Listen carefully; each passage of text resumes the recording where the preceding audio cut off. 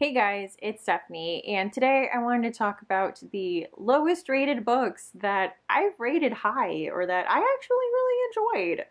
So, these, in a sense, are some of my unpopular opinions. Now, the mid range for ratings on Goodreads is obviously like a 3.5. So, these are books ranging in the 3.3 to 3.1 range. So, the first book I want to talk about is The Particular Sadness of Lemon Cake by Amy Bender.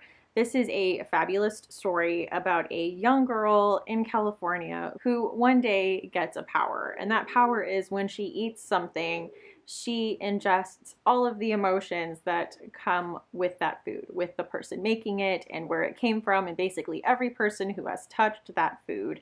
And so every bite of everything she eats is just so overwhelming for her. This book does go some strange places. I thought everything in it was handled so well and with so much weight, and how a young girl who inherits this, overwhelming ability and like the weight of all of this emotion, how a young girl like that actually would react was very touching and very well done. So that is The Particular Sadness of Lemon Cake by Amy Bender. The next book I want to talk about is The Dinner by Herman Koch, and this is translated from Dutch, I believe.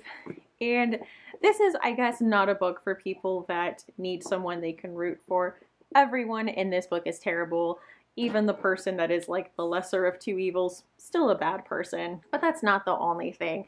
This is a story that takes place over the course of a dinner. It's these two couples talking about something that both of their children have done together and how to handle the situation. And so it's essentially like a bottle episode of television in a novel. So it's very slow paced. It's all about the dialogue and the subtext and like what people think of each other. So this one is a bit of a slow burn, but I just really ended up enjoying it, and how everything was done and how just the mood became tenser and tenser through each course and everything. I just really enjoyed it. Another book that had a low rating is Swamplandia by Karen Russell, and this is another fabulous story about a girl whose mother has died, and her family owns an alligator wrestling theme park in the swamplands of Florida.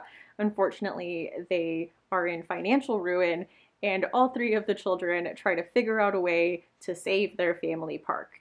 And I know when I tell you that, you're probably thinking like, you might be imagining a very happy story of these children going on quirky adventures. Yes and no.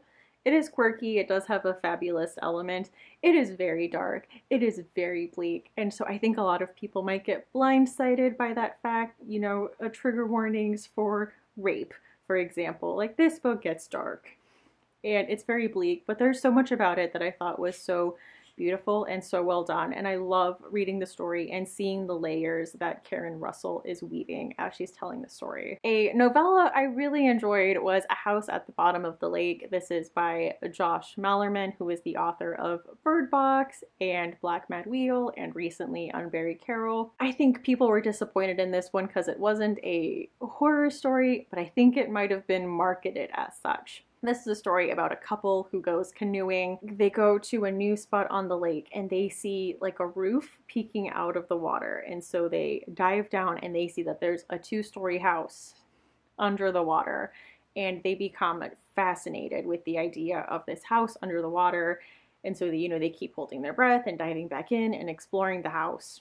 I thought it was very well done as a love story. Their zeal for going into this house and everything being so new, being comparable to like the start of a relationship when everything is new and exciting. And I really liked the way it was done from that sense. It wasn't horror. I would definitely not classify this as horror, but there were some creepy scenes in there just eventually they become so obsessed that they get like diving gear and they go in and really explore the house and just, it's obviously like quiet, but there's so many things about this house that are off. Like when they swim into a room, it's furnished and everything is on the ground. Like none of the furniture has like floated up, and like there's stuff on desks that's just sitting there. So it's a very weird story, but I really enjoyed the emotional aspect of it with this relationship. Another book that I really enjoyed was The Guineveres by Sarah Domay. I will link my full review that I did for it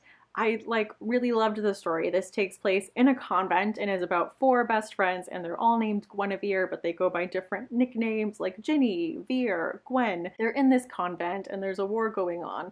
And the novel opens up with the four girls trying to escape through a parade float and getting caught. I thought it was just like this very dark but beautiful kind of coming of age story with this friendship in this unique circumstance. And one of the girls becomes very obsessed with saint stories, and so her like diary entries are histories of certain saints. And I really love seeing how their stories interweave. And I just thought it was really well done and just a good story. And I thought it was very similar to The Virgin Suicides by Jeffrey Eugenides, which is another favorite of mine. And lastly, a very divisive thriller that I really enjoyed, but that has really low ratings, is I'm Thinking of Ending Things by Ian Reid. This story is about a young woman and her boyfriend. They are driving in a snowstorm and she's going to meet her boyfriend's parents, but she starts off the novel by saying that she is thinking of ending things with him.